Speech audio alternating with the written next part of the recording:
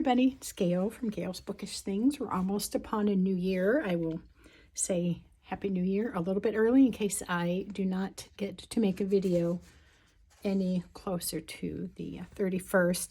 I wanted to share with you today what I have inked up for January. So my process was, first of all, to do some swatching, see, caught here, of some purples. I was thinking purples or dark blues would kind of be good for the slow, cold, darker months of January. Or at least that's how I kind of perceive them. So I swatched several that I had to see what would kind of suit me, what I had in my mind's eye as being good for this season. I also bought 2 samples to try. I bought the Noodler's Purple. I've been happy with Noodler's inks, so I thought they might have a good dark purple. And then I also got the Purple Mountain Majesties. And then I just dug around in my ink sample vials to see. So as you can see, some of these are quite a bit more pink, on the pinker side of purple. The Aurora Purple, it's very funny because to me, that is much more of a pink color than it is purple. Also, I was quite surprised by my Noodler's 54th Massachusetts. When I first got that, I loved it. Then I kind of didn't like it so much. I have it in my, I'll tell you what I have in what pen, but put it in my Leonardo Momento Zero, and I'm thoroughly loving it in that. And then some of these were old samples. This one looked a lot more purple in the vial, but the Monteverde Mercury Noir is nothing close to what I was wanting. So I wrote, no, I'm not going to use that one. So let's see. This is what I ended up doing. Let me set that aside a minute and I will show you in my pen case because I like this. This is the Leonardo Momento Zero. It's a broad nib. I have the 54th Massachusetts in there, and I feel like the blue, not that they have to match, but I kind of think it's fun that the blue of the ink picks up on the blue in this resin or acrylic, whatever I'm supposed to call it. And then in my macchiato, primary macchiato, the narwhal. Whoops, I don't have that on tight. It's going to dry out.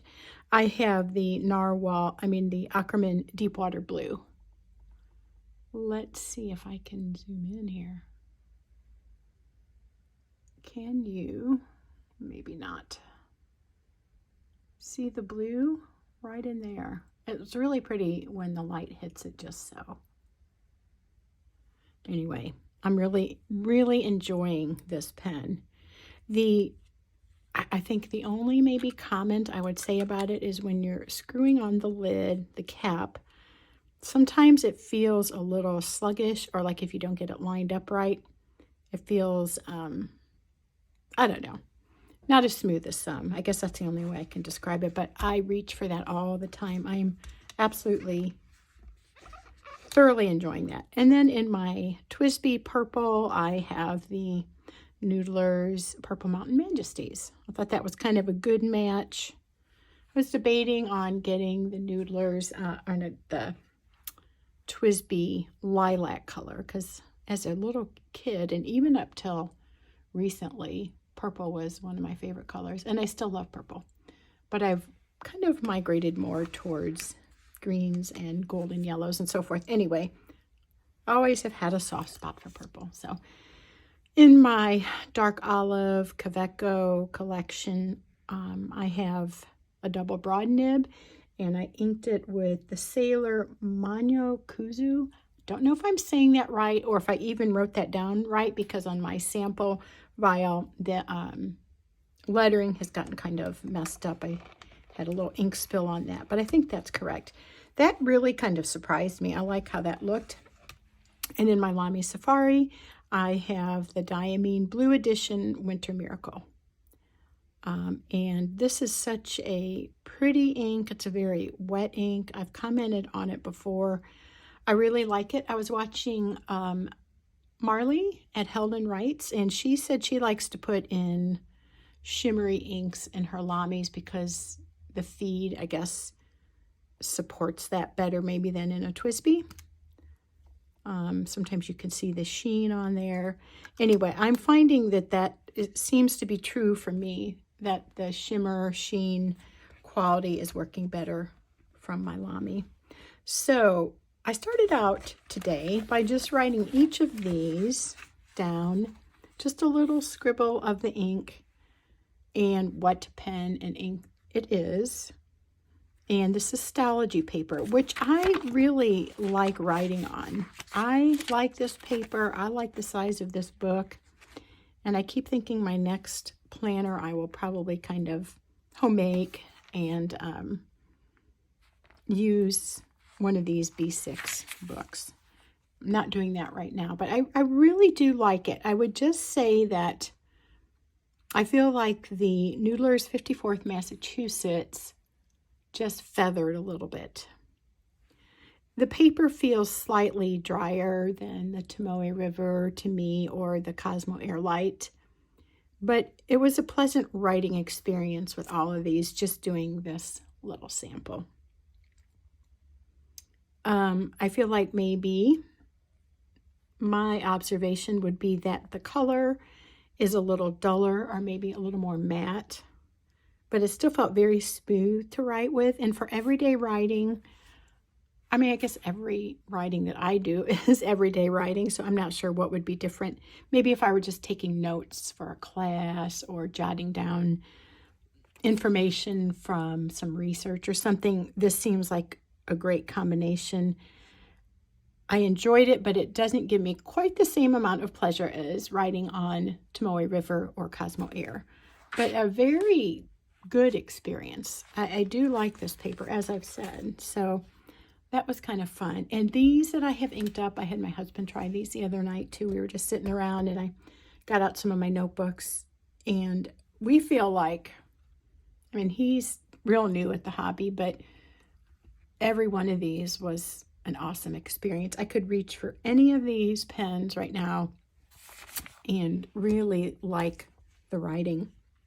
I've taken the Edelstein, let's see, somebody told me, Edelstein Olivine out of my TWSBI Eco Green, and that was like just top notch. I used that all December, inked it up a second time. I really, really like that combination, but I just wanted to move into something different for the new year.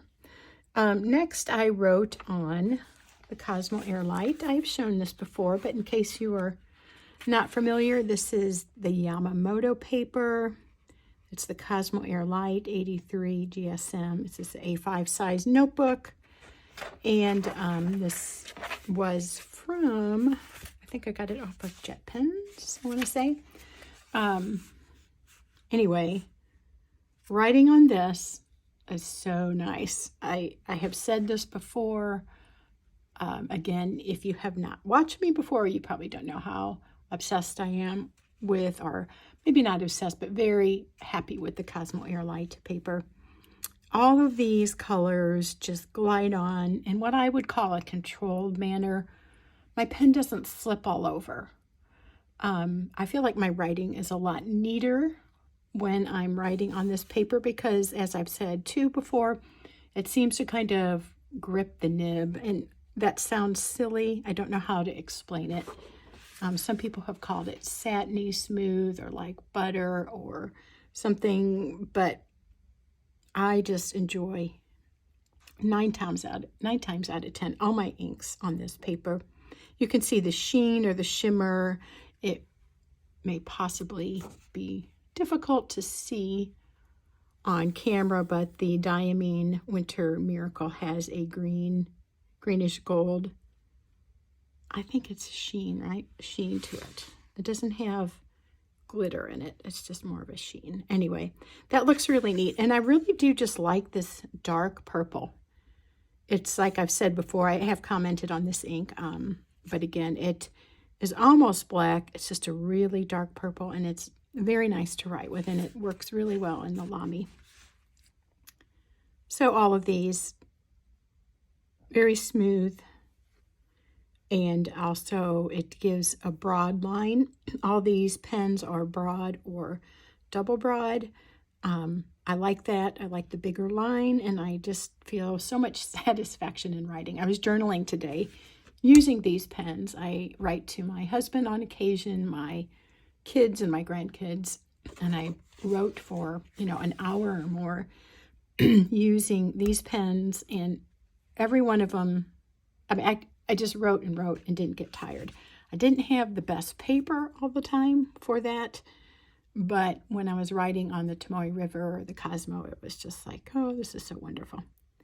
And here's the Noodlers, 54th, Massachusetts. It's looking a lot darker than I remember. So I don't know if when I first got it, I was using a different paper, but I really like it. And it's very similar to the Ackerman Deep Water Blue, at least with the paper I'm using now. I mean, they are distinguishable, but